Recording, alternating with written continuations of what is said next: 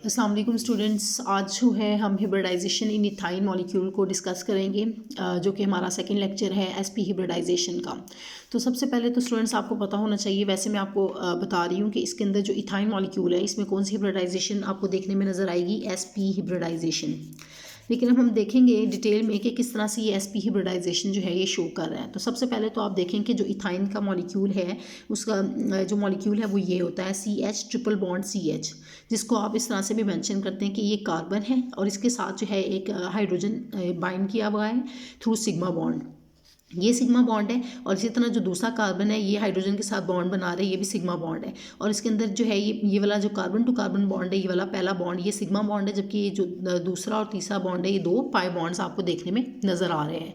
तो अब हम इसको देखेंगे ये डिटेल में और इसकी शेप वगैरह सब कुछ डिस्कस करेंगे कि किस तरह से ये सिग्मा बॉन्ड बना रहे हो, किस तरह से ये SP hybridisation ethyne molecule show करता है। तो सबसे पहले स्टूडेंट्स हम इलेक्ट्रॉनिक कन्फिग्रेशन करेंगे जो कि सेंट्रल एटम के अराउंड है। तो यहाँ पर सेंट्रल एटम कार्बन है, तो इस तरह से इलेक्ट्रॉनिक कन्फिग्रेशन उसकी हमने की है 1s2 2s2 एंड 2p2, ये दो इलेक्ट्रॉन्स हैं। ठीक है, तो अब इसकी ग्राउंड स्टेट में आपको 2s जो है आउटर मोस्ट जो शेल है वो सेकंड शेल है, ये आपको देखने में नज़र आ रही है। तो इसमें दो इलेक्ट्रॉन्स मौजूद हैं और 2p में कितने इलेक्ट्रॉन्स हैं, दो इलेक्ट्रॉन्स आपके पास मौजूद हैं जो कि आपने सिंगली फिल्ड कर लिए।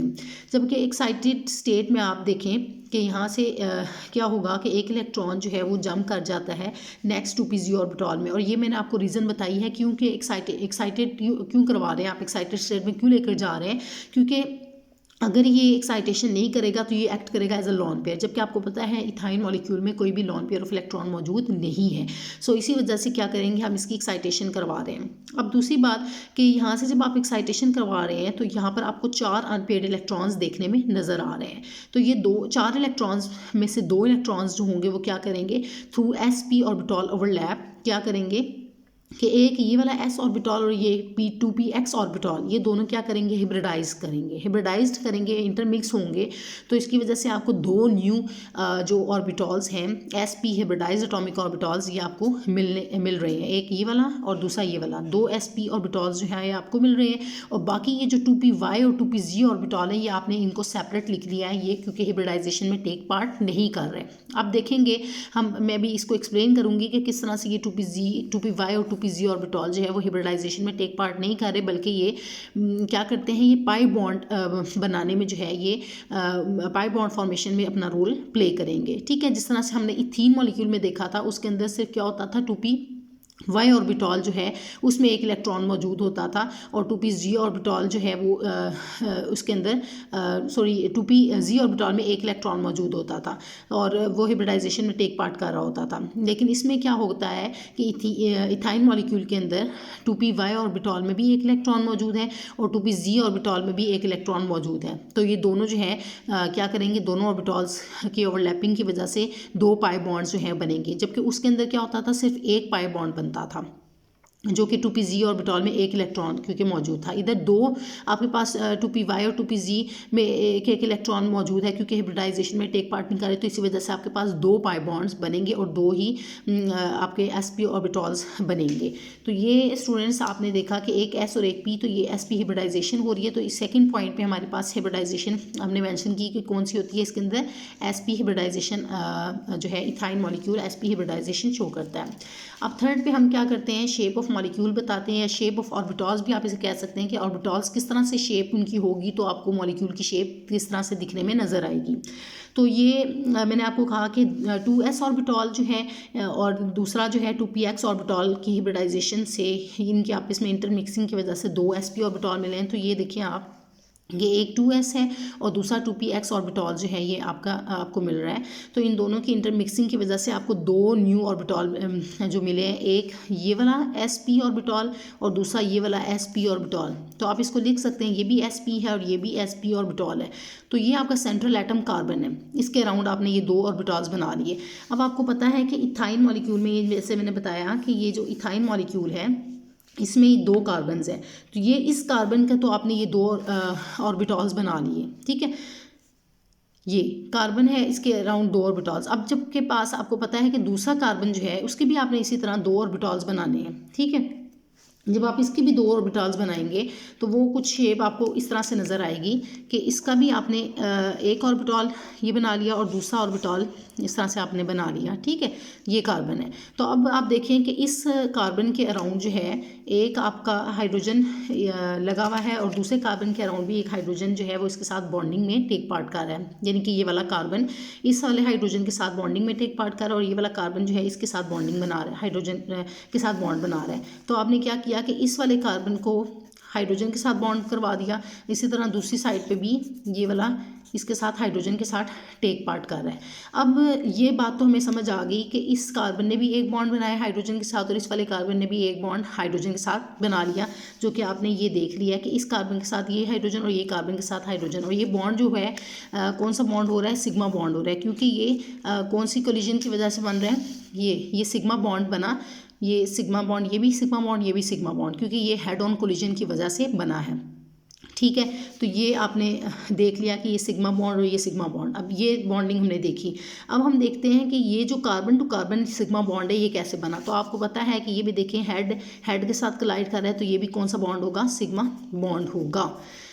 अब ये 3 चीज़ें तो हमने क्लैरिफाई कर ली कि 3 सिग्मा बॉन्ड्स हमारे पास कैसे बने, एक ये वाला सिग्मा बॉन्ड, दूसरा ये और तीसरा ये। अब हम आते हैं पाई बॉन्ड्स की तरफ, ठीक है। ये जो 2 पाई बॉन्ड्स बने हैं ये कैसे बने हैं। तो स्टूडेंट्स अब हमारे पास जो ये 2p y और 2pz ऑर्बिटल थे, जो कि मैंने स्टार्ट में भी आपको बताया है इस लेक्चर के, कि ये दोनों ऑर्बिटल्स जो हैं ये क्या करते हैं, ये साइड वेज ओवरलैपिंग में टेक पार्ट करते हैं और बॉन्ड फॉर्मेशन में रोल प्ले करते हैं।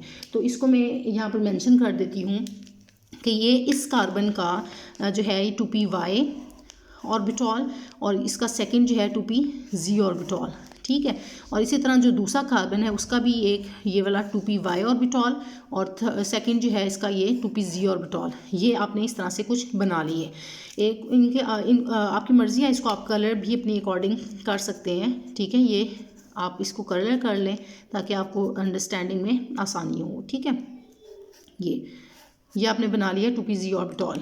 अब इसको साथ में मेंशन भी कर लें कि ये वाला जो ऑर्बिटल है आपका ये 2p y है और ये वाला 2p y है, और ये वाला जो है ये जो ज़रा टेढ़ा सा बनाया है क्योंकि z एक्सिस में है, z प्लेन में है, तो इसी वजह से हम इसको कहते हैं 2pz ऑर्बिटल, जिनके अंदर एक एक इलेक्ट्रॉन ये मौजूद था। ये वाली बात हो रही है। तो ये इसका इलेक्ट्रॉन जिसके अंदर है मौजूद, ये इसके साथ बॉन्डिंग कर रहा है 2p y के साथ ओवरलैप कर रहा है, और 2pz के साथ ओवरलैपिंग कर रहा है। तो इसी वजह से ये 2 आपको जो बॉन्ड्स बनेंगे, इनके 2 बॉन्ड्स बनेंगे, इनको हम कहते हैं, ये मैंने आपको बताया कि 2p y जो है 2p y के साथ बॉन्डिंग करेगा ये, ठीक है। तो ये वाला आप देखें ये 2p y है, ये इस वाले 2p y के साथ बॉन्डिंग कर रहा है, जबकि जो 2pz वाला है, 2pz वाला है, ये वाला 2pz है, ठीक है। 2pz के साथ बॉन्डिंग में टेक पार्ट करेगा, ठीक है। ये 2pz के साथ, तो ये साइड वेज ओवरलैपिंग हो रही है, साइड वेज ओवरलैपिंग इन ऑर्बिटल्स की हो रही है। इसी वजह से ये जो बॉन्ड बनेगा वो कौन सा बॉन्ड बनेगा, पाई बॉन्ड बनेगा। तो एक 2py ऑर्बिटल की ओवरलैपिंग से बना बॉन्ड पाई बॉन्ड, और दूसरा 2pz ऑर्बिटल के ओवरलैपिंग से बना पाई बॉन्ड। तो इस वजह से ये 2 पाई बॉन्ड्स आपको देखने में नज़र आ रहे हैं, ठीक है। तो ये स्ट्रक्चर जो है स्टूडेंट्स, शेप मॉलिक्यूल जो है इथाइन मॉलिक्यूल की आपको देखने में नज़र आ रही है। तो इसको मैं यहाँ पर दोबारा से नीचे बना देती हूँ। स्ट्रक्चर क्या है कि ये सेंटर में कार्बन है, इसके साथ ये आपने सिग्मा बॉन्ड के थ्रू जो है ये हाइड्रोजन के साथ बॉन्डिंग की। इसी तरह ये वाला जो कार्बन है इसके साथ कार्बन के साथ, इस वाले कार्बन के साथ इसने सिग्मा बॉन्ड बनाया, और फिर इस कार्बन ने इसके साथ हाइड्रोजन के साथ बॉन्डिंग करके सिग्मा बॉन्ड के थ्रू ये बॉन्डिंग कर ली। सेकंड जो है आपने देखा कि 2py ने 2py के साथ बॉन्डिंग की थ्रू पाई बॉन्ड, ये एक पाई बॉन्ड बना, और दूसरा 2pz ने 2pz के साथ ओवरलैपिंग करके बॉन्डिंग की, तो ये थर्ड बॉन्ड बन गया। तो इस तरह से ये कार्बन टू कार्बन 3 आपके पास बॉन्ड बने, और एक कार्बन टू हाइड्रोजन, ये वाले कार्बन टू हाइड्रोजन 2 ये बॉन्ड बने। ये सिग्मा बॉन्डिंग हुई, ये भी सिग्मा बॉन्डिंग हुई, ये भी सिग्मा बॉन्डिंग हुई, और 2 ये पाई बॉन्ड्स बने। अब ये जो ओवरलैपिंग है ये भी आप देख लें कि ये वाला जो ओवरलैप है ये sp-s ओवरलैप कहलाएगा, क्योंकि ये हाइड्रोजन के साथ जब भी बॉन्डिंग होगी तो हाइड्रोजन का 1s ऑर्बिटल ओवरलैप करता है। तो ये वाली ओवरलैपिंग क्या कहलाएगी, sp-s ओवरलैप। ये वाली जो ऑर्बिटल ओवरलैप है ये एस पी है, इसको हम कहते हैं एस पी ओवरलैप। ये वाला जो है ये एस पी है, तो ये एस पी, और ये वाला एस है तो इसको हम कहेंगे एस ओवरलैप, ठीक है। और बाकी ओवरलैपिंग तो मैं आपको बता चुकी हूँ, टू पी वाई के साथ और टू पी जी ऑर्बिटल्स के साथ ओवरलैपिंग कर रहे हैं।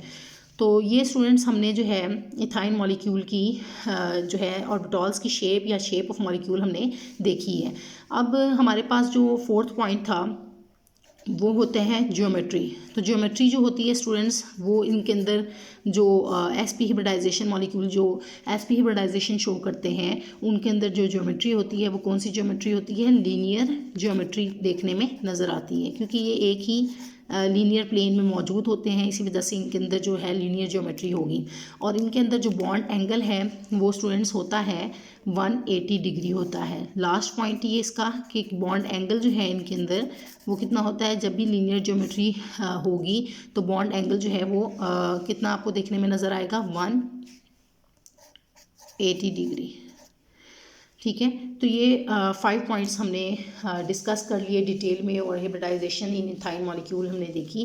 जैसे कि मैंने आपको स्टार्ट में बताया था कि एसपी हिब्रिडाइजेशन शो करते हैं, और इनकी ऑर्बिटल्स की शेप के थ्रू मैंने प्रॉपर आपको बताया कि किस तरह से ये ओवरलैपिंग शो कर रहे हैं, और ज्योमेट्री और बॉन्ड एंगल को हमने डिटेल में डिस्कस किया। तो स्टूडेंट्स होप सो ये लेक्चर भी आपका क्लियर हो गया होगा। स्टिल अगर आपको इस लेक्चर में कोई भी कन्फ्यूजन है तो वो आप मुझसे कमेंट्स में पूछ सकते हैं। Thank you so much students.